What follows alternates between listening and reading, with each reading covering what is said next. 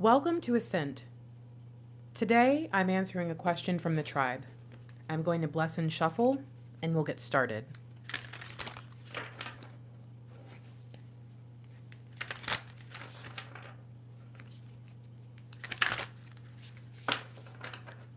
We're using the Divine Feminine Oracle deck. And the question today, I felt led to use this deck because I did feel that our inner feminine, our higher self, may be the best one to ask this question for our own understanding. The question that was asked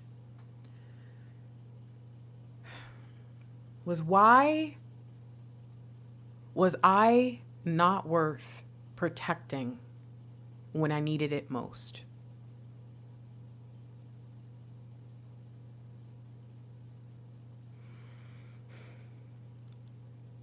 I thank you all for submitting your questions, and I know this one in particular could come with some tough stuff, so maybe trigger warning might be a good thing to mention.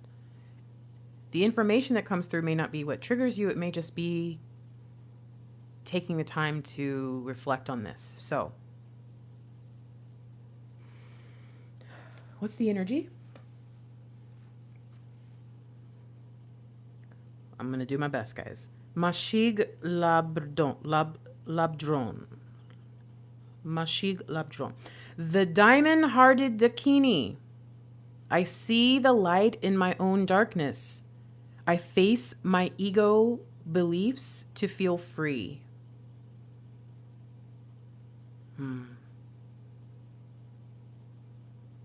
Diamond-hearted. That is such an interesting descriptor. What else do we need to know?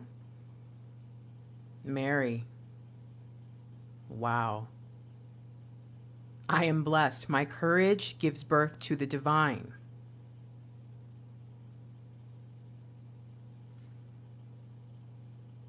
You know, she's got this heart of fire here.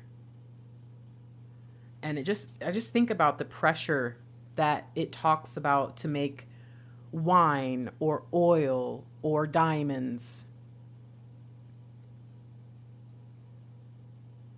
And so I say first, before we even jump into the answer from our higher self, to consider that perhaps you may have felt, and rightly so, that you needed to be protected.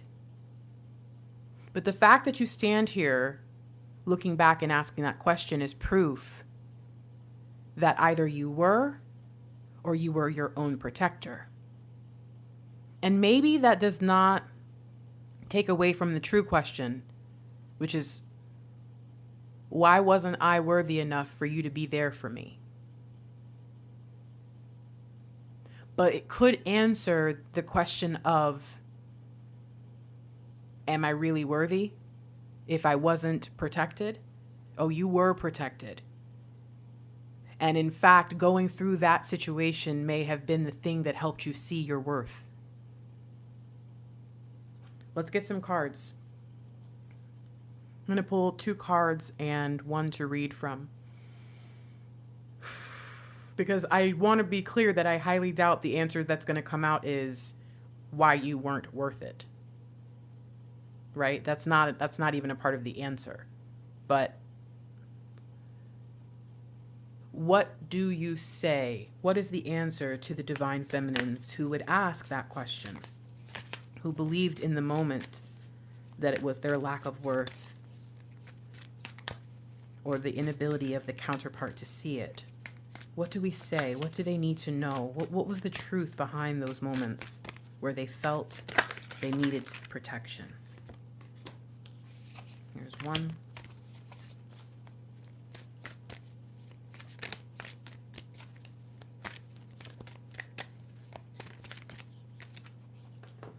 Two.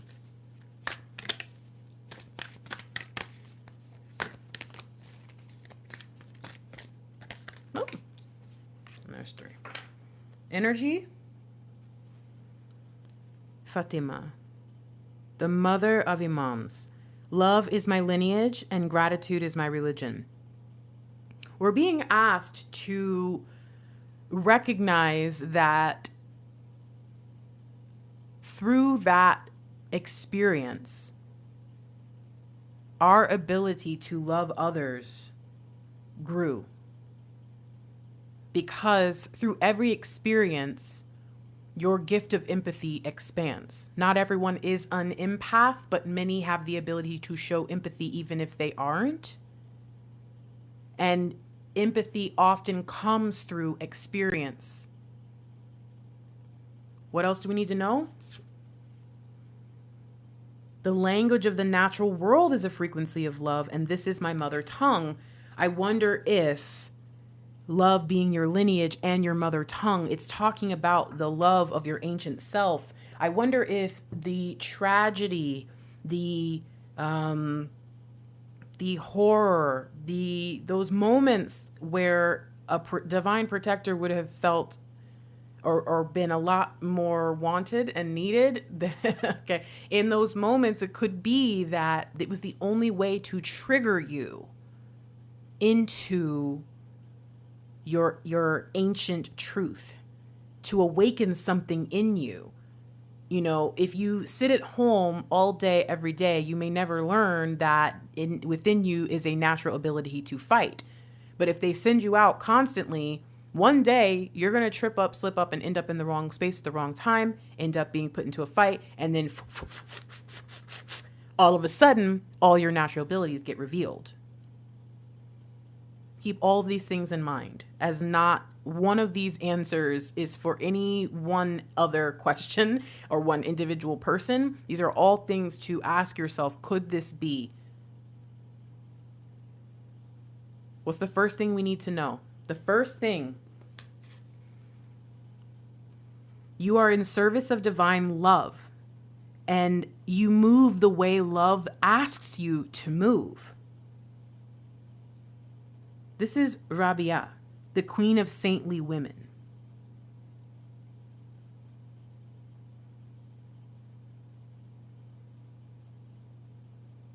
It's so interesting. I move the way love asks me to move. I feel like the first thing we need to reflect on is in those moments where we may not have felt loved or protected or wanted or worthy, were we really in service, in greater service, or a service to a greater phenomena? Were we really doing something for our light work that we could not even see? Were those moments where we felt alone or even betrayed, moments where our true, deeper self stood in the gaps, even without being thanked, without even being noticed? In that moment, I just got a message. And I want to say this because a part of me doesn't, but I believe I should.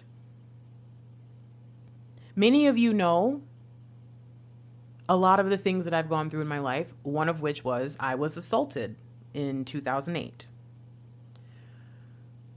One of the things that I considered later was something I often think about of when something bad happens to me is, what if that bad thing happened to me because I could take it?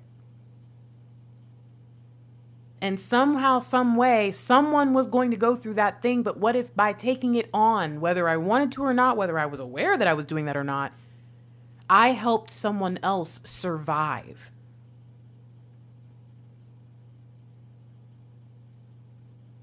I don't want anyone to think that they should go out and take on anything, or that anything they've been through, they should take on this belief of, if I guess I just had to deal with it or go through it. That's no. But in some cases, you being in that car accident in that big old SUV you drive saved the little tiny, Fiat over there from being completely crushed, right? And again, it doesn't excuse it. It doesn't make sense. It's not an answer as if this is just how you should take it, but it is simply something to consider, that perhaps these experiences were a part of your divine service and you were simply moving the way that you were asked to move because love is your lineage and your first language. What else must we consider? Amaterasu, the goddess of light. We are all sacred mirrors reflecting back the same light. We must also consider when we're going through things that there may be a situation where we are the one experiencing it, but the other person is the one impacted by it more than we are. What do I mean by that?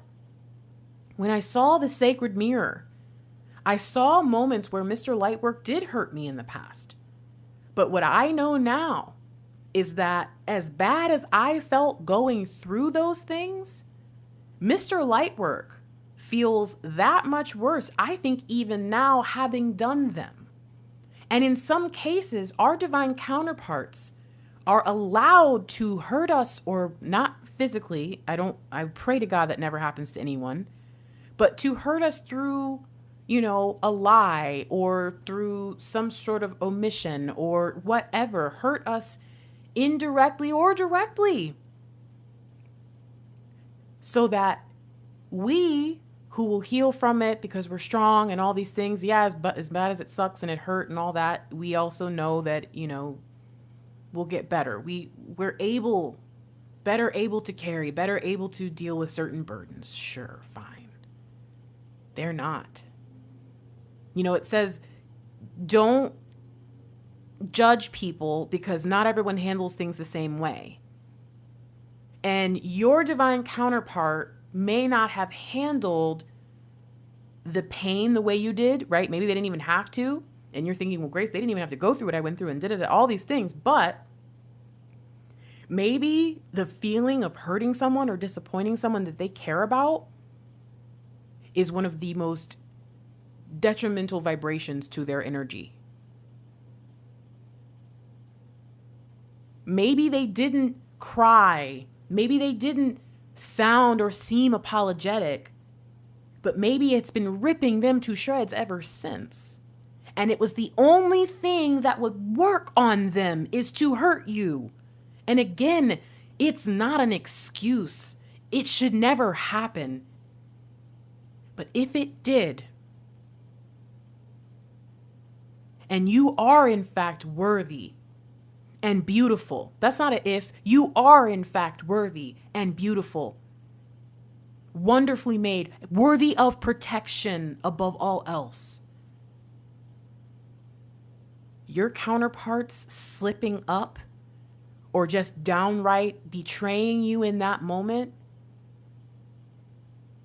you were the only person that they could hurt, that they would actually care about. You were the only person that they even cared to protect in the first place.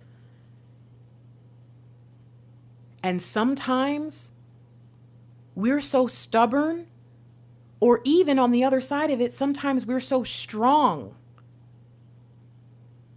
that we almost feel like an easy target for divine. We almost feel like things seem to happen to us a lot more than it happens to others. Whatever burden you take on before you get here, whatever you agree to before you get here, you will be rewarded. And I'm sorry that we chose to be divine feminines instead of divine masculines. Because first of all, at least in my case, I'd really like to just one time make my thing go like this. Woo, woo, woo, woo. But okay. But beyond, that's just in my case. Not everyone's divine masculine has a thing that goes woo, woo, woo. But beyond that, we chose to be the vessel that experienced the divine feminine experience. We chose to go through certain things that, beyond even being DF or DM, no one else in the history of the world or of time and space will ever have to experience the way we do. And I'm so sorry for those things that can only happen and there's no other way. I'm sorry for those things that have to happen to us sometimes. But if you're still here and you're still alive and you're still breathing, no excuse is necessary. No passing judgment. No passing the buck. No, that should not have happened. But if it did, and that really is your person, or that really was what was supposed to happen, what I can promise you is one day it will make sense. What's our final message? What are we going to read about? What do we need the most right now to understand this? Anandamayi Ma, the joy-permeated mother. I am my own guru. I know the self that never changes. I like this. I am my own guru. Let's read. Well, first of all, let's find her because, you know, none of these are in any kind of order. 68. All right. She represents the essence of the expansive joy that comes when we remember our true self. Nirmala Sundari, which means beautiful one in Bengali, was born in the late 19th century in what is now Bangladesh. Her family questioned her mental stability because from an early age, she was always found in bhavas, or ecstatic states of bliss. At 13, she was married to a man she would later name Bolanath, and he supported her life as a mystic and saint. At 26, she enacted her own spiritual initiation. The ceremony and rites were spontaneously revealed to her from within. She explained, as the master, I revealed the mantra. As the disciple, I accepted it and started to recite it. In the 1920s, she set up a Kali temple and devoted her life to spiritual practices. She began to be recognized as the living embodiment of the divine feminine and as the incarnation of Kali as divine love. Her first disciple named her this joy-permeated mother because her blissful states would inspire others to remember their innate path to joy. Her first ashram was built in 1929. Her profound spiritual teachings began to attract scholars, philosophers, artists, and other contemporary mystics like Paramahansa Yogananda. She refused to be called a guru, insisting that we are all ultimately one self. She loved all living creatures exactly the same, including herself. She gave the red thread to women for this reason, which was a sacred right of bestowing spiritual authority previously only given to men.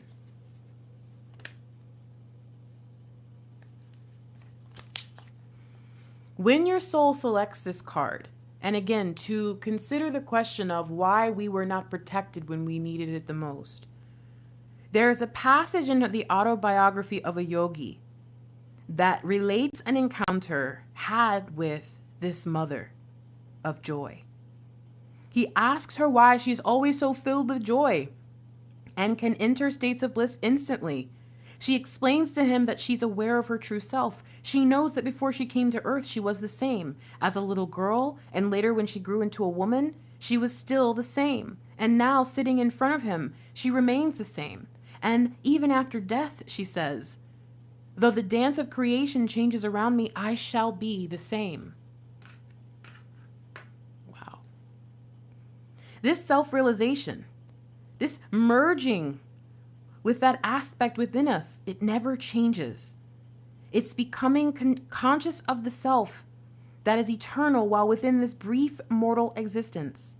She believed that the only true calling or purpose of any of us have is to become realized. And she believed that any action we take toward that goal is sacred. There is a deep, calm, abiding joy that arrives when we can merge with the aspect of us that never changes. There is a bliss we get to experience every time we detach ourselves from the surface storms that cause chaos in our lives. If we can remember that we are the guru, that we are an aspect of the divine that remains the same no matter how much change surrounds us, then we get to arrive at a joy that lives at the core of our being. Our soul voice meditation is, what does joy feel like in my body? And our intention again, I am my own guru. I know the self that never changes. I want to speak to you to say this. Are you the same person you were before the world made you blank? Before the world made you scared, before the world made you bitter, before the world made you believe that you were not worthy? Are you the same person? The truth is, I used to believe that I wasn't the same person that I was before I was assaulted, before I went through so many things. But I am. The part of me that I am speaking of is actually the part of me that is joy. The part of me that, even knowing that I will talk about tough topics and harsh, icky poo-poo content from time to time, you will still watch, knowing why? That I'm going to find a way to make it light. Goddess of light. That I'm going to find a way to show that the divine feminine within us is powerful, this queen of saintly women. And that overall, no matter what we experience, no matter what we go through, there is a way to reclaim our joy. That worrying and anxiety, negative feelings, anything that takes us away from our joy is a waste of our time unless it's taking us back to our joy. Can I get a witness? I want you in this moment to recognize that nowhere in here were you informed that the reason that you didn't receive the protection in your unworthiness. No. If you were meant to be protected in that moment, you would have been. And if your counterpart was not able to see it in that moment, I guarantee you it hurts them more than you were hurting. And honey, if you're like, but Grace, man, was I hurting, baby, then imagine what they went through and probably still are going through. And guess what? We'll go through even in the future, especially once you guys get together and they have to sit with the thought of how much time they wasted. How much time they could have had with you. Come on. The truth is, you are worth it. You will always be worth it. And that moment had less to do with them and more about bringing you closer to that truth, helping you stand in your divine work, moving with love, because that is what you are, moving in light, because that is what you are here to shine upon this place. The truth is, no matter what I've gone through, I am still me. And it is the belief in the moment that I am unworthy that proves I have simply forgotten myself, not that I'm actually unworthy. Because when I come back to myself, I realize that God did not make an unworthy woman. That God did not create a path of nothingness for me. I am beautifully, wonderfully made. He knows the plans he has for me. So that doesn't make sense, the question I just asked. Am I wrong to ask it? No, in the moment I needed the answer.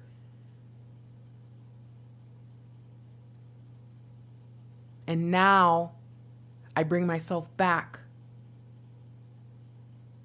I talk to the self that never changes, and I realize that in my pain, I was not able to see clearly, but now that I have taken a step back into my divine self, returned to my first estate, I remember that I am worthy, that there was a reason, and that in due time I will know it. But the first thing I'm going to do is to adjust my crown. I love you. I hope this was a really beautiful message.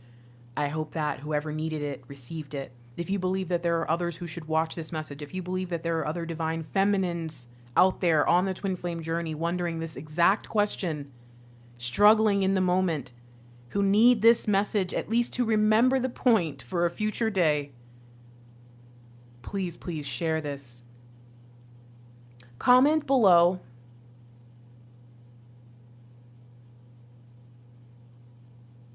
I'm trying to think of something that everyone has, because I just had an idea, but I don't think everyone has that emoji in their phone. I'll say this, just comment anything red. Any red emoji that stands out to you.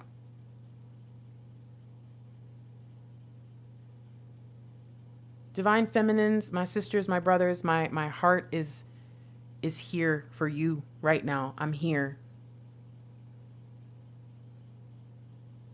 And I really believe that you needed this message. And now I need you to take the message on. Go find your joy. Be in your highest, most beautiful, loving, amazing vibration that you can possibly muster up the day your divine counterpart comes back. Be ready to forgive them.